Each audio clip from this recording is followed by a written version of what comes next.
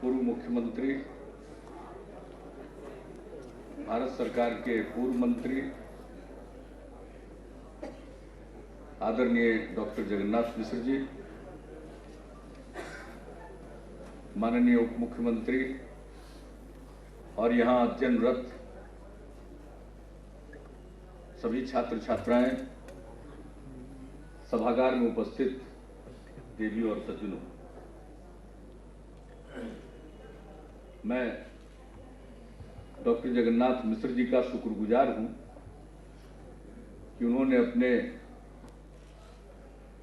द्वारा लिखित पुस्तक के विमोचन के अवसर पर मुझे बुलाया।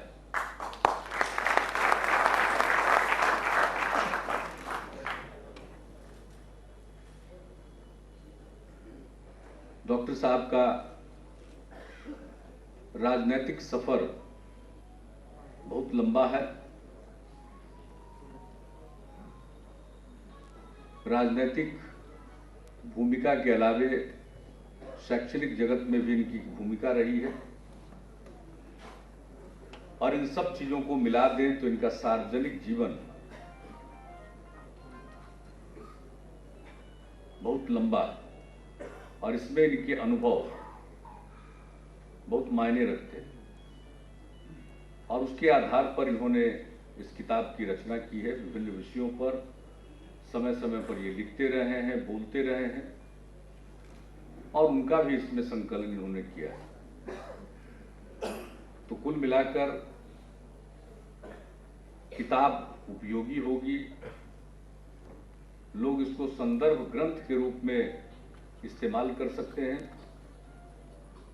कब क्या हुआ, उस काल, उस दौर, उस परिस्थिति के बारे में क्या परिस्थितियां थी, क्या निर्णय हुए, क्या राजनीतिक प्रतिक्रिया हुई, इन सब बातों का उल्लेख अलग अलग अवसर पर जो इनके साथ हुआ उसका वर्णन इसमें इन्होंने किया है। तो मैं समझता हूं कि ये पुस्तक काफी उपयोगी साबित होगी और एक पुस्तक और लिखने के लिए मैं उन्हें बधाई देता हूं।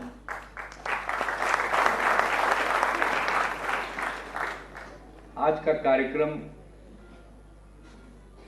उन्हीं के लिए आयोजित है, हम सब तो उसमें शामिल होने आए, इसलिए स्वाभाविक है आज उन्हीं को बोलना था और उन्होंने अपनी बात पूरे मन से रखी। कब क्या हालात थे या आज की परिस्थिति में भी कुछ आप बीती भी इन्होंने सुनाई।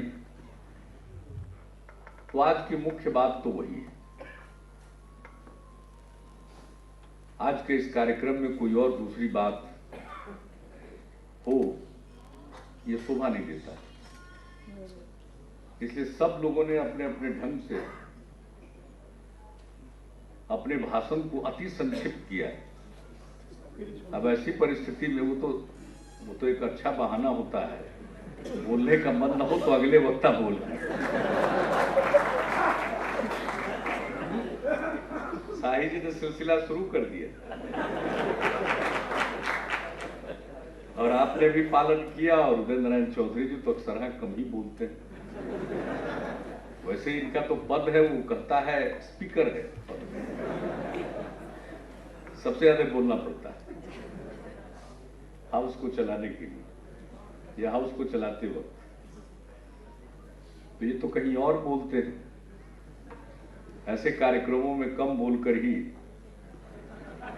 निकल जाते हैं, क्योंकि देखिए साहब, कम बोलना खासियत भी है और कभी कभी होशियारी भी है।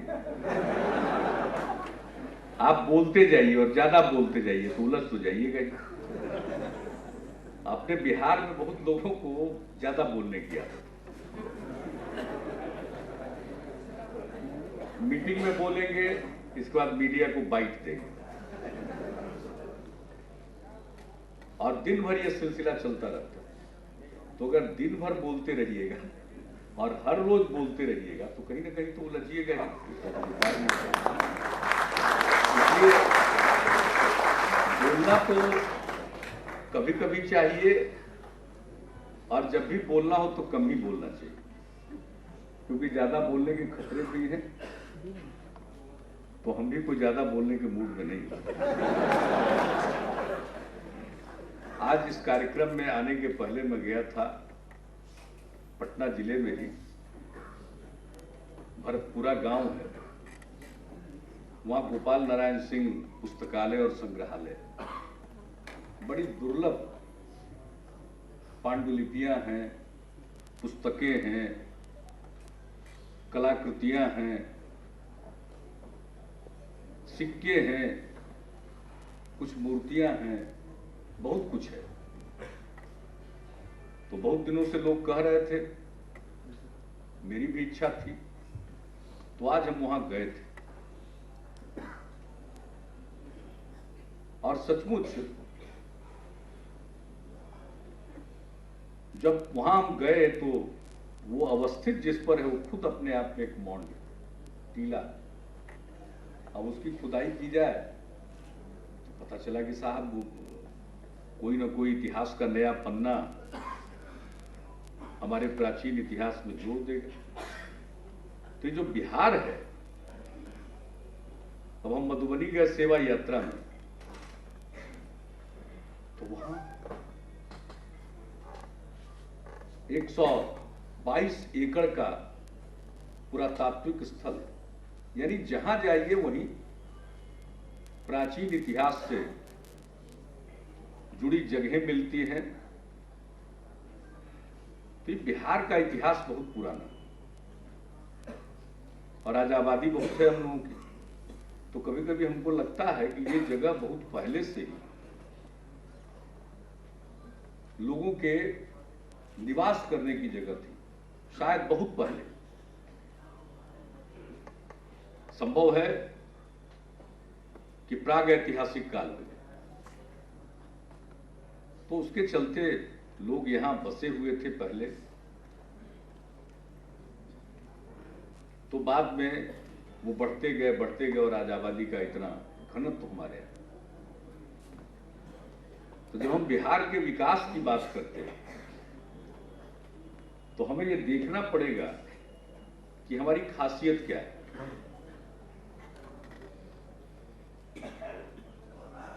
हमारी शक्ति क्या है, स्ट्रेंथ क्या है। मैनेजमेंट की पढ़ाई यहाँ के स्टूडेंट पढ़ते हैं तो वो हमेशा मैनेजमेंट में स्ट्रेंथ और वीकनेस की बात करते हैं। देखिए, बड़ा बेसिक लर्निंग, तो हम देखें हमारी ताकत क्या है। तो हम देखते हैं कि हमारी ताकत है हमारी विरासत। अब झारखंड अलग हो गया। डॉक्टर साहब जब मुख्यमंत्री थे तब वो तो पुराना वाला बिहार था जिसमें झारखंड अलग प्रांत नहीं था। आज तो झारखंड अलग प्रांत बन गया। जब झारखंड अलग हो रहा था तो पूरे बिहार में मायूसी थी, झारखंड में खुशी थी और बिहार में मायूसी थी। लोग बिहार के समझ रहे थे कि बिहार में बचा क्या, कमाई का सारा इलाका उधर चला गया, अब यहां के संसाधन और घट जाएंगे, होगा क्या। और बंटवारे के भी 12 साल हुए। मुझे अच्छी तरह याद है, उस समय हमने अभियान चलाया था जब बंटवारा होना तय हो गया था कि उसका क्रिएशन होगा झारखंड का, और नवंबर में उसका गठन हुआ। तो उसके पहले हमने पूरे बिहार में कैंपेन किया। हम तो बिहार में विपक्ष में थे, लेकिन केंद्र में आदरणीय अटल जी की सरकार में थे। तो हमने कैंपेन किया कि लोगों को मायूस होने की जरूरत नहीं है, बिहार में बहुत कुछ है। भले ही खान और खदान झारखंड में चले गए हों, लेकिन विरासत हमारे साथ। बोध गया, नालंदा, राजगीर, वैशाली, विक्रमशिला, नाम लीजिए उन जगहों का, वो सब बिहार में। तो विरासत हमारे यहाँ हमारी सबसे बड़ी पूंजी। हमारी सबसे बड़ी पूंजी है हमारी मिट्टी, हमारे लोग, मेहनती लोग और मेधावी युवा पीढ़ी। जहां भी देखिए बिहार का लोग अव्वल आएगा, सबसे अधिक संख्या में पास करेंगे। कौन सी परीक्षा इस देश में होती है जिसमें एक राज्य के रूप में बिहार के लोग सबसे अधिक उत्तीर्ण नहीं होते हैं? कौन सी ऐसी परीक्षा? तो मेधावी युवा पीढ़ी, मेहनती लोग, उपजाऊ मिट्टी, बाढ़ सुखाड़ के दंश को झेलने के बाद भी मैं दावे के साथ कह सकता हूं कि बेहतरीन आबो हवा, जाड़ा भी है, गर्मी भी है, बरसात भी है, सब बराबर बराबर। तो ये हमारी पूंजी है, ये हमारी ताकत है। तो हमें जो विकास की रणनीति अपनानी पड़ेगी वो इसी के इर्द गिर्द बनाना होगा। और आज हम सब एक अभियान क्यों चला रहे हैं? बिहार को विशेष राज्य का दर्जा मिला, क्योंकि अब तक जो ग्रोथ रेट हमने हासिल किया है पिछले 5 वर्षों में, और अब शायद जो प्लानिंग कमीशन का अभी एनडीसी की मीटिंग होने वाली है 12वीं पंचवर्षीय योजना की मंजूरी के लिए, तो उसके लिए जो प्लान डॉक्यूमेंट्स आए हैं, योजना आयोग ने, केंद्र सरकार ने राज्यों को भेजा है, तो मैं उसको देख रहा था। उसमें बिहार का पिछले 5 साल का औसत विकास दर उसने अंतिम तौर पर माना है 12.11%। हम नहीं बोलते, हम तो बहुत बोलते थे, तो 11% प्लस बोल करके रख जाते थे। अब 11% प्लस कैसे बोले? तो 12.11 उसने लिख दिया। जो फॉर्मल डॉक्यूमेंट है भारत सरकार का, पता नहीं, बहुत लोग कहते हैं कि हम ही लोग मैन्युफैक्चर करते हैं आंकड़ों। भारत सरकार की योजना आयोग के डॉक्यूमेंट को भी बिहार से ही हम लोग मैन्युफैक्चर करते हैं।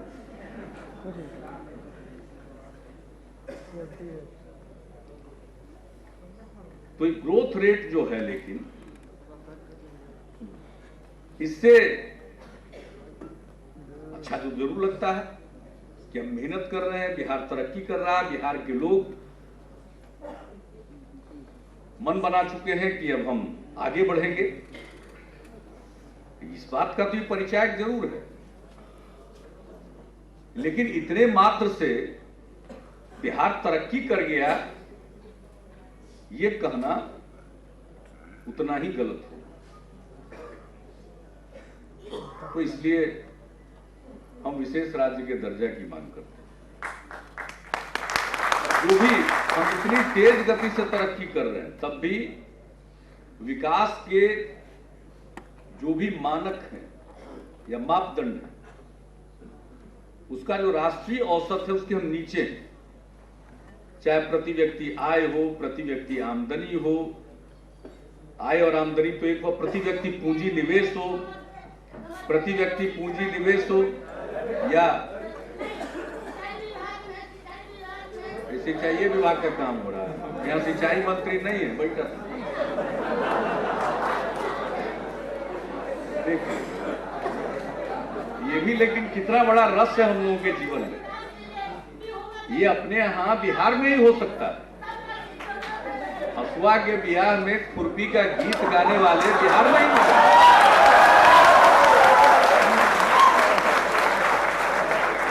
कहीं रोड पर पता चल गया होगा इधर हम आए हैं, तो हमको तो राह चलते जनता के दरबार के मोड पे रहना पड़ता है। और उसको कोई सेंस नहीं कब बोलना चाहिए, कब नहीं बोलना चाहिए। उसको तो है कि हमको बोल देना। तो सिंचाई मंत्री है नहीं, सिंचाई की समस्या सुना रहे। अरे भाई, पुलिस वाले अगर कहीं हो तो उनको सिंचाई मंत्री के यहाँ फोन करके भिजवा दीजिए मेरी तरफ से, वो सुन लेंगे। तो जो राष्ट्रीय औसत है, चाहे प्रति व्यक्ति आय का हो, प्रति व्यक्ति पूंजी निवेश का हो, या मानव संसाधन विकास के जो सूचकांक हैं वो हो, शिक्षा, स्वास्थ्य, पोषण, किसी मापदंड पर दे दीजिए, या बुनियादी ढांचे की उपलब्धता, 1 लाख की आबादी पर कितना किलोमीटर सड़क, 1 लाख की आबादी पर कितना किलोमीटर रेलवे लाइन, प्रति व्यक्ति बिजली की कितनी उपलब्धता। जब हम लोगों की सरकार बनी थी तो प्रति व्यक्ति बिजली की खपत 72 यूनिट थी, या बढ़कर के 122 यूनिट हुई, लेकिन राष्ट्रीय स्तर पर अब ये 800 यूनिट से भी ज्यादा हो चुका है। 812 या 13 यूनिट है राष्ट्रीय स्तर पर। तो राष्ट्रीय स्तर पर 812-13 यूनिट प्रति व्यक्ति उपलब्धता है, और बिहार में उपलब्धता 122 यूनिट। तो विकास दर तो अपनी जगह पर है, सारे व्यवधान के बाद भी हम आगे बढ़ रहे हैं, लेकिन इस रफ्तार से हम आगे बढ़ेंगे तो राष्ट्रीय औसत स्तर पर पहुंचने में 25 से 30 साल लगेंगे। तो जो नई पीढ़ी अभी जो एलन मिश्रा इंस्टीट्यूट में जो पढ़ रहे हैं लोग, तो 30 साल के बाद अपना अपना उम्र जोड़ लीजिए,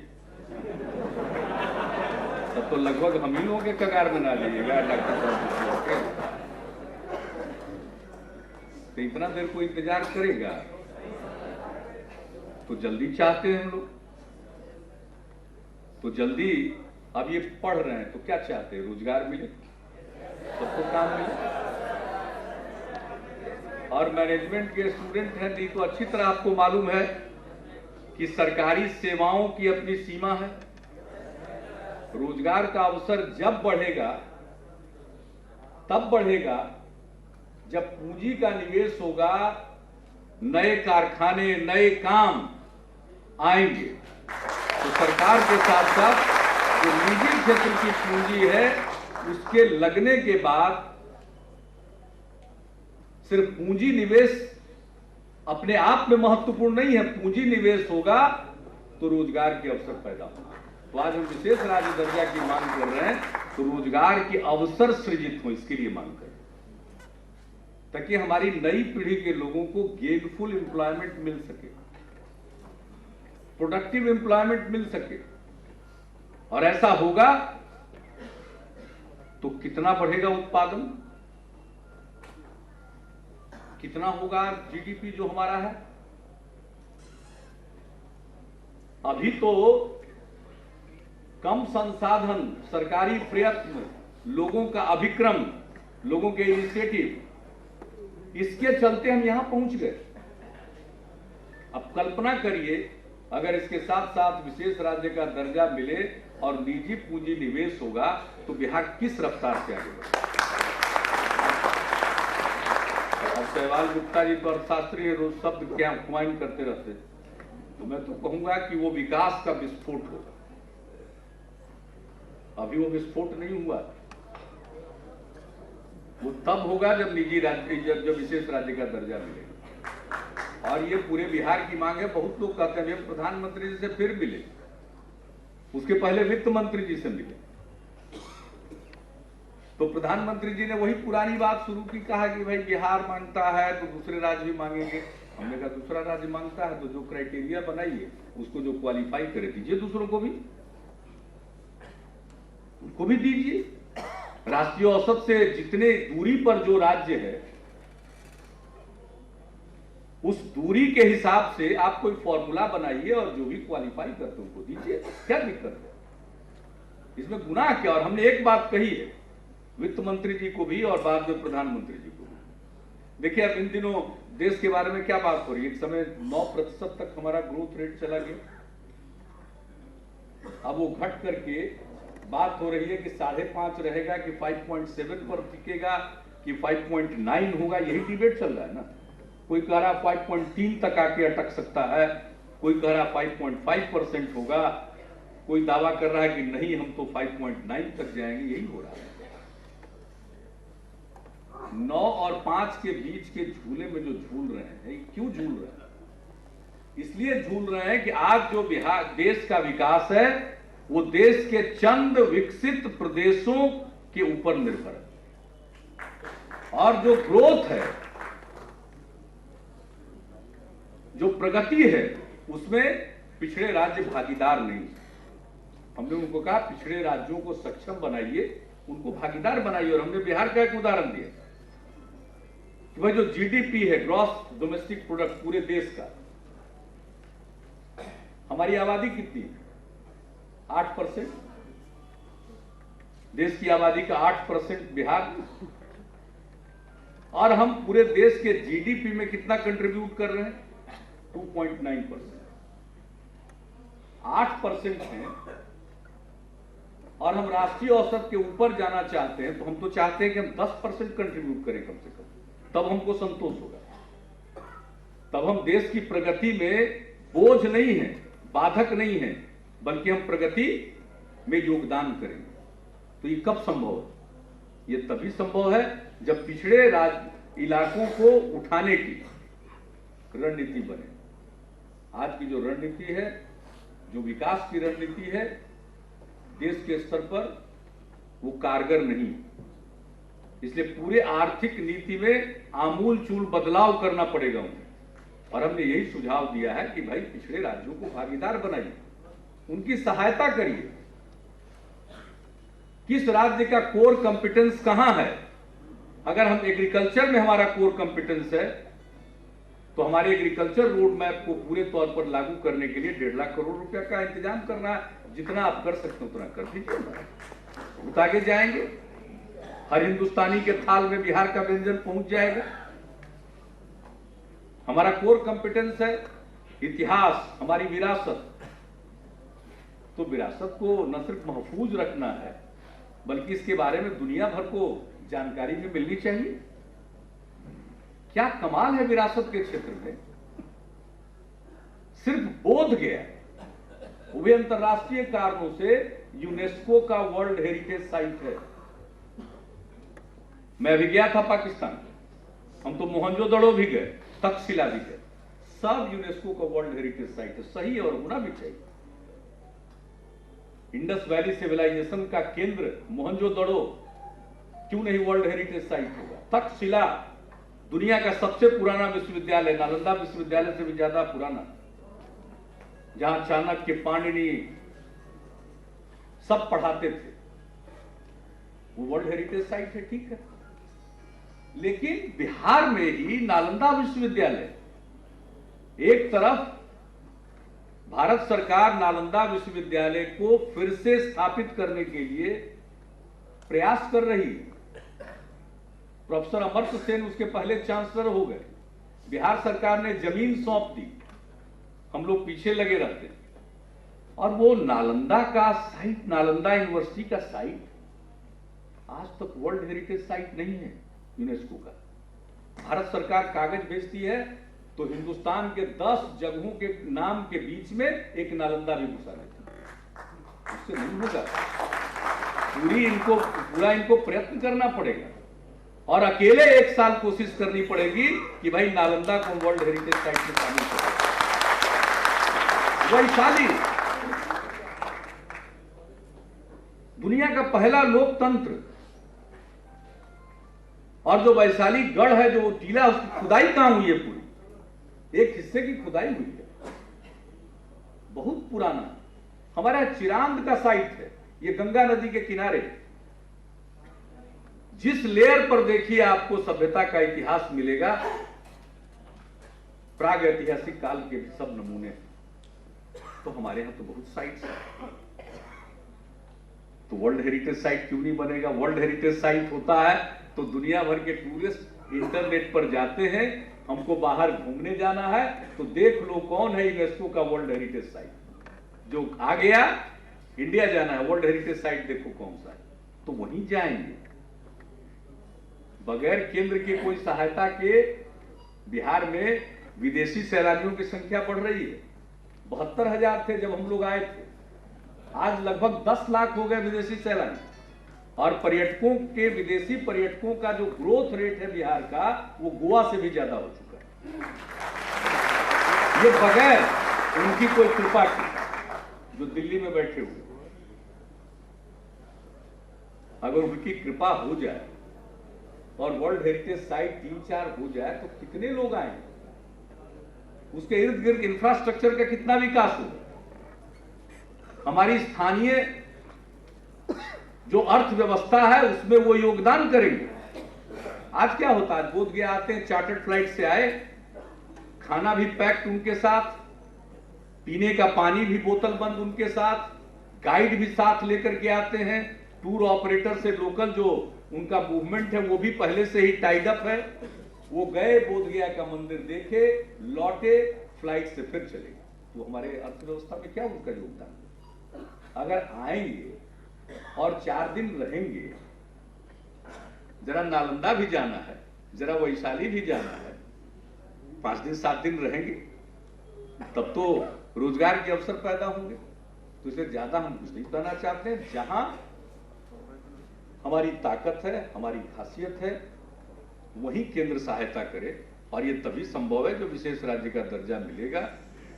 तो विकास और संघर्ष, तो अब तो बिहार में विकास के लिए ही संघर्ष हो रहा है। हम निकले अभियान में तो कितनी बाधा खड़ी की गई, लोगों को बड़ा डर लग रहा था, इस मुद्दे का डर सता रहा था कि अगर वाकई बिहार के लोग विकास के लिए गोलबंद हो गए तो बहुत लोगों के राजनीतिक दुकान में ताला चढ़ जाएगा। इसलिए ध्यान बांटने के लिए तरह तरह के मुद्दे उछाले गए। कौन शिक्षक जिसके बारे में कहा जाता था कि हमने मूर्खों को बहाल कर दिया है और हमारी सरकार आएगी, जो बोलते थे वो इनको एक मुश्त हटा देंगे। आज कह रहे हैं कि इनको हम वेतन मान देंगे। ये क्या करेंगे यही जाने। न हम उनको मूर्ख कहते हैं, न हम कहते हैं वेतन मान देंगे। लेकिन क्या तरीका है साहब? बिहार के अधिकार की बात हो रही है तो सारा बिहार जहां एकजुट हो रहा, वहां कोई एक तबका अलग हट करके वैसे मौके पर अपनी बात को इस अंदाज से रखेगा तो क्या लोगों को अच्छा लगेगा? किसको अच्छा लगा? क्या फर्क पड़ा हमको? बिहार के लोगों ने गांधी मैदान ही नहीं, पटना को पाट दिया, और जिस अनुशासन का परिचय दिया, लोग डरे हुए थे कि पता नहीं पटना का क्या होगा, अस्त व्यस्त हो जाएगा। लोग आए और लौट गए। न पटना को गंदा किया, न पटना वासियों को किसी भी प्रकार का कष्ट होने दिया। अपने आप में एक अद्भुत मिसाल कायम किया। और ये क्यों कायम हुआ? क्योंकि बिहार का आम आदमी जाग चुका है, वो समझ गया है हमें विकास चाहिए, लोगों को चाहिए रोजगार, बिहार को चाहिए तरक्की, लोगों की आमदनी बढ़े, गरीबी रेखा के नीचे जो है वो ऊपर आ जाए। यह है मन में तमन्ना। इसलिए आज विकास के साथ है, और विकास के लिए ही हम लोग संघर्ष कर रहे हैं, केंद्र से संघर्ष कर रहे हैं। फिर एनडीसी की बैठक है, सब बात उठाएंगे। पहले भी मिलके चले आए, बाद में भी उठाएंगे। हम तो छोड़ेंगे नहीं। संकल्प ले लिया है गांधी मैदान में, तब तक अभी अपना अभियान जारी रखेंगे जब तक कि बिहार को विशेष राज्य का दर्जा मिले।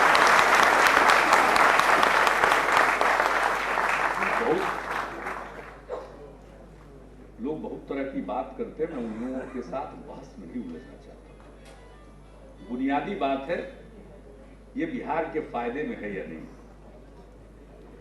अगर बिहार के लिए फायदा होने वाला है तो सब एकजुट होइए। इस विषय पर क्यों विभाजन? तो बहुत अच्छे मौके पर डॉक्टर साहब की किताब विकास और संघर्ष, तो इन्होंने अपने कार्यकाल में, अपने संसदीय जीवन में, सार्वजनिक जीवन में, अपने विश्वविद्यालय के अध्यापक के रूप में जो जीवन जिया, उस दौर में इन्होंने विकास के लिए जो कुछ भी किया और जो कुछ भी संघर्ष इनको करना पड़ा, उसका उन्होंने एक दस्तावेज बनाया है। और उन्होंने जो यहाँ पर हम सब लोगों को बुलाया और एक व्यापक अर्थ में बिहार के विकास और संघर्ष की चर्चा उन्होंने छेड़ी है, इसके लिए धन्यवाद के पात्र हैं। और मैं इतना ही कहूँगा कि हम लोग इस लड़ाई को छोड़ने उड़ने वाले नहीं हैं, हम लड़ते रहेंगे। ये बिहार के लोगों के हाथ में है, हम तो लड़ेंगे। ये उनके हाथ में, उनके हाथ में है। हम कहीं से भी कोई काम दुविधा में नहीं करते। मुझे इस बात की खुशी है कि प्रभु की इतनी कृपा है कि हमें दुविधा में कोई काम नहीं कराता, न दुविधा में कोई काम कराता है, न दबाव में कोई काम कराता है।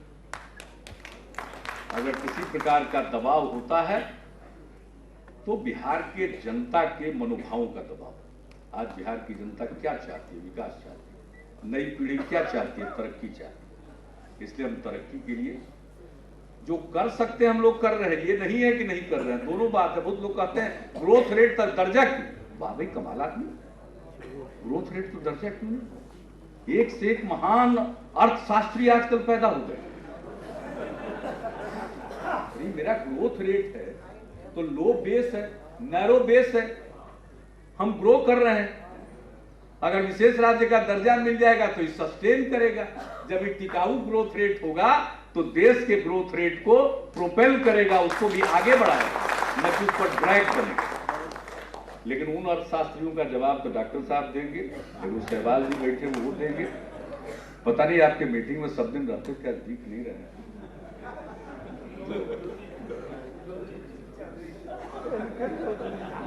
बाकी चीज पर जो बोले, इस सवाल पर तो एक बार कमिट कर चुके हैं सबके सामने। इस सवाल पर साफ है, उनको लगता है इस सवाल पर सही बोलते हैं।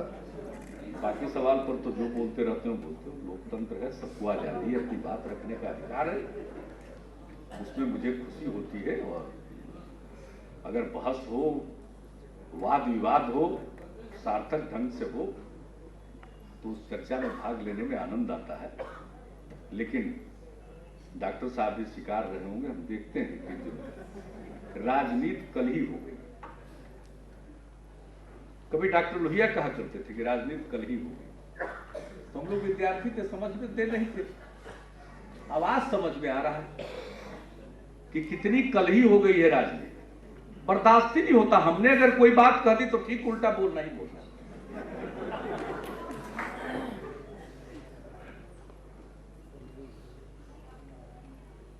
ईर्ष्या, द्वेष, कलह का भाव, अवसर सबको मिलता है।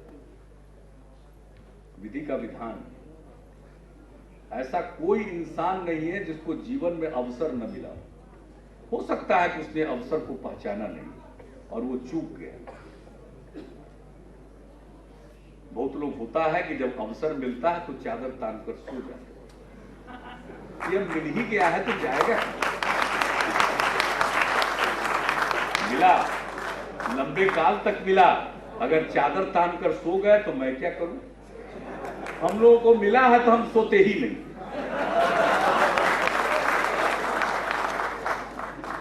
चुनौतियां भी आती है तो अवसर में तब्दील करते हैं। कोशिश करते हैं अपने सब साथियों के साथ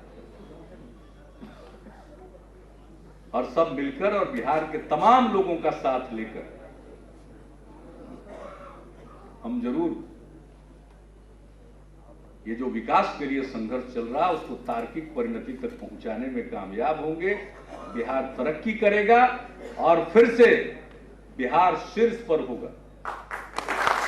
ये तो काल का चक्का है, काल चक्र घूम रहा है, नीचे आए फिर ऊपर जाएंगे।